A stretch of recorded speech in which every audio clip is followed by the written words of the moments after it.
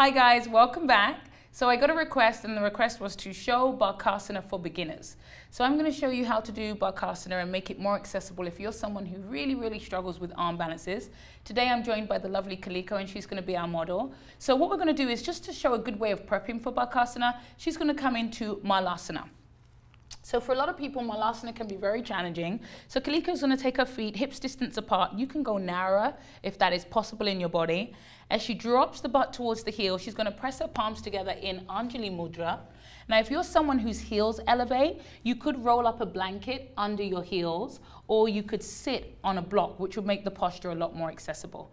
Now, as she uses her outer arms to press into her inner thighs, she's just going to feel a nice stretch on her inner groins. But let's really exaggerate that, Callie. Take your knees really wide apart. Yeah.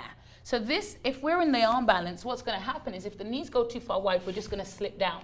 So what Kaliko's going to do now is start to engage her adductor muscles. As she roots from the tail, she's going to start to slide her arms down her thighs just a little bit more. And now squeeze her knees around her outer upper arms. And as she starts to squeeze the knees even more, squeeze the knees around the outer upper arms. Let's see if we can go just a little bit more. That's it. She starts to fire up her inner groin muscles. Then her shoulder blades start to widen on her back, and she's going to keep an essence of her heart pulling forward. Now, these are the components that you need when we start to move into the full variation. So now she's going to lower her hands down. And as this is a beginner Bakasana, we're going to show Bakasana with a block. She's going to lower her hands down, and she's going to bring the mounds of her feet onto the block. Now, as she comes onto the block, she's going to step forward so the mounds of the feet are on the block, and she's going to hug her outer ankles in and drop the sacrum down. Then from here, she's going to knit the knees widen up and apart again. As she widens the knees apart, she's going to start to climb the knees high up on her upper arms. So what the block does is if you're someone who really struggles with the flexion, the block makes it more accessible for you to get those knees on your upper arms. Then what I was demonstrating before, some students find that they just slip and then fall forward. So you really want to think, firm those outer thighs around your upper arms. And as you do that, pull your front ribs in and get your shoulder blades wide on your back. Then from here, as the tailbone roots, the lower belly lifts. Now she's going to draw her elbows in. And as she draws her elbows behind her wrists, she's slowly going to start to shift the weight forward, elevating the butt, not too high, just slightly. Then from here, she draws the elbows behind the wrist. She's going to shift forward a little bit more so the shoulders are right over the fingers. Then she lifts one heel towards the butt. And as she draws the heel to the butt, she starts to elevate the other leg. And that's going to give her that nice lift from the lower abdomen. And she keeps the shoulder blades on her back. Good. That's going to keep her lifted in her upper abdominals. As she looks forward, so her dristi is forward, this prevents her from falling down onto her head. Then you'll take a little rest. All right, let's demo that again.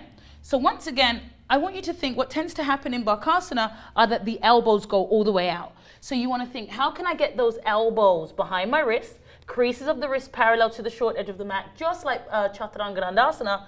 And then it's the work of getting the knees high up on the upper arms and engaging your adductors. Once you firm your outer thighs around the upper arms, that's it. You elevate the butt, but not too high. As you shift the weight forward, shoulder blades on the back, dristi slightly forward, then the heels move towards the butt. And there's that mula bandha, that lift, that rising and containment from the pelvic floor. And as she draws the heels to the butt, good. She keeps her gaze forward, she presses her hands away from her, and the energy starts to draw up the forearms. You take a few breaths, and then you slowly lower down. So give it a go, see how the blocks help, and just see, and you might even notice that you might need 2 blocks or 3 blocks. The higher you take your blocks, the easier it's going to be for you to really get those knees on the upper arms. But remember, be playful. This is a crow pose, So have some fun. You might even notice that you fall out. Think about the foundation. Think about grounding from the hands, lifting from your forearms, and plugging down through your thumb and index. And then from there, you start to work those adductor muscles. Firm your outer thighs in, the dristi is slightly forward, the lower belly is contained, and the ribs are in. Shoulder blades on your back without doming your spine, heart slightly forward.